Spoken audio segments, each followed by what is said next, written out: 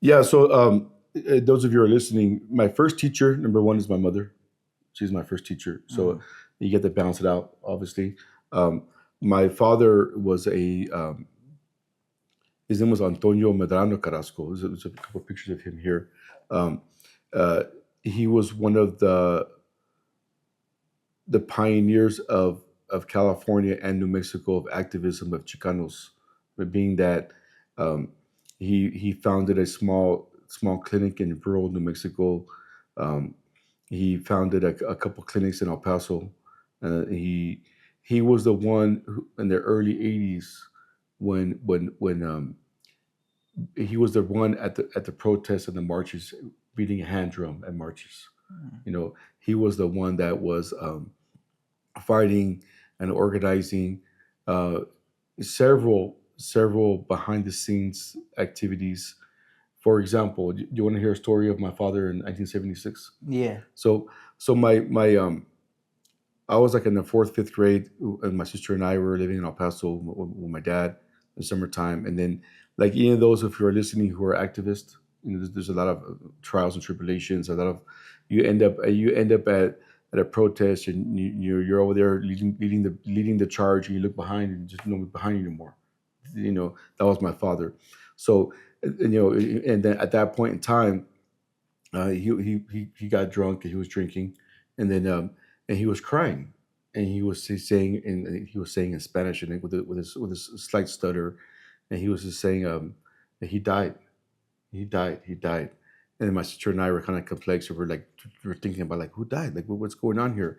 And then finally my father brought out some newspaper articles from 1976, the New York Times, LA Times, before the internet, and he showed us a newspaper clipping that was 12 years old at the time, and it was a picture of him and his name, and it says 3 Americans killed by CIA death squad in Chile, and then in Chile, right? And this is the time of Pinochet and the revolution, right? And then so in the Civil War, so like my sister and I were kind of complex, and we're like, what do you? How is my dad's picture on this newspaper?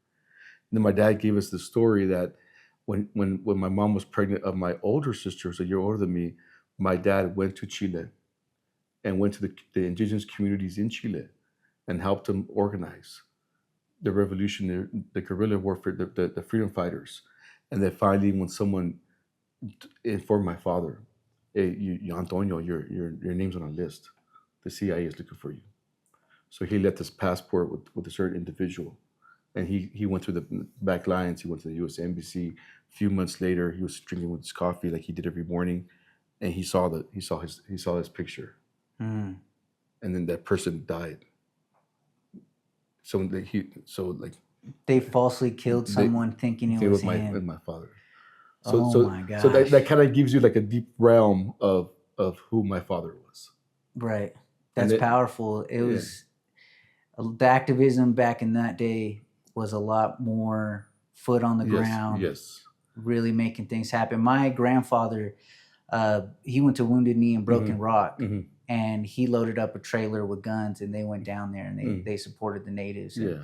that type of activism is not the same as today. Today, No. this is the activism, Yes, yes, exactly. and that was what he left with us was the most powerful tool that natives have is media. Hmm. Hmm. That's what's really going to make a change. Yes. And he actually ended up passing away through a car accident. Oh, I'm sorry. Yeah. Yeah, but we think there's something tricky Yeah, about yeah. the car accident, you know. Yeah, there's this.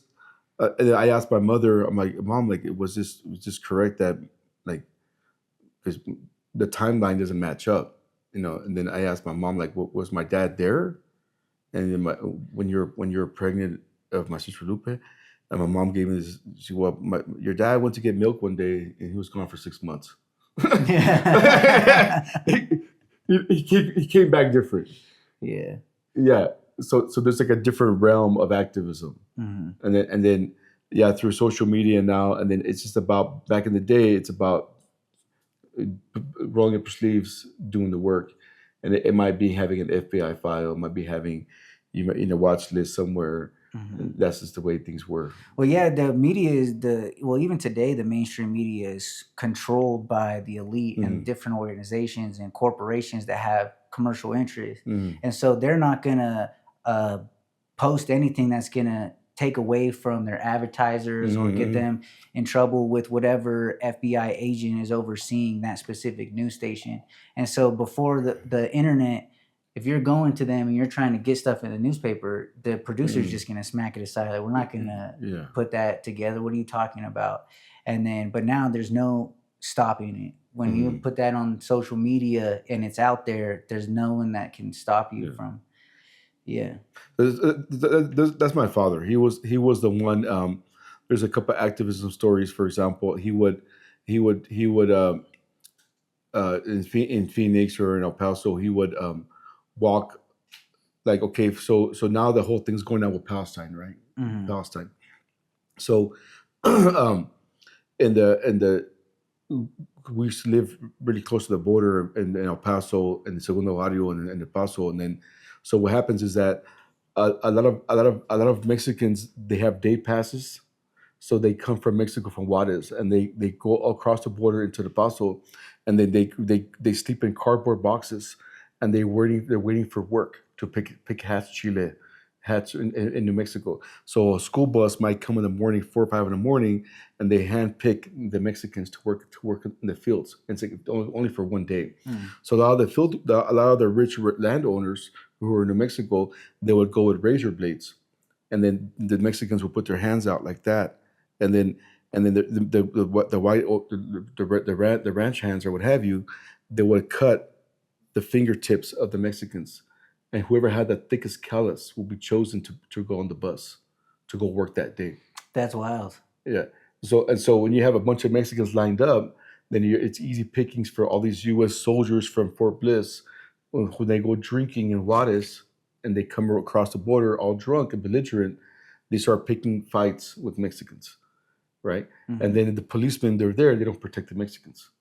So my father, he would go literally in the middle of the night with his hand drum, with his Palestinian, Yasser Arafat attire, and it all wrapped up with his hand drum, and he would protect these Mexicans from getting beat up by these U.S. soldiers, but drunk and belligerent, because the police wouldn't protect them.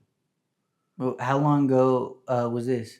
This is like around the early '80s, because I was like around 4 or 5, like fourth or fifth grade, and then sometimes, because I was living with my dad, sometimes he wouldn't even come home.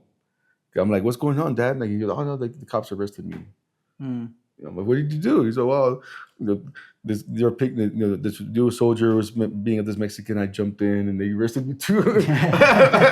So I was like, "What?" So what was the purpose behind the Palestinian? Because he was mostly, like, at that time, the Yasser Arafat and the Palestinians and Mexicans, the whole, like, being belittled. So I tell that story because it's kind of going full circle now, in the sense of, like, Palestine's coming back around. Yeah, it's coming back around. So it's because it's been an issue since the 40s. Yeah, exactly. But it was, a lot of times, it was the whole people weren't really educated, and so now my father, he was there at that time, fighting for Palestine in the early '80s.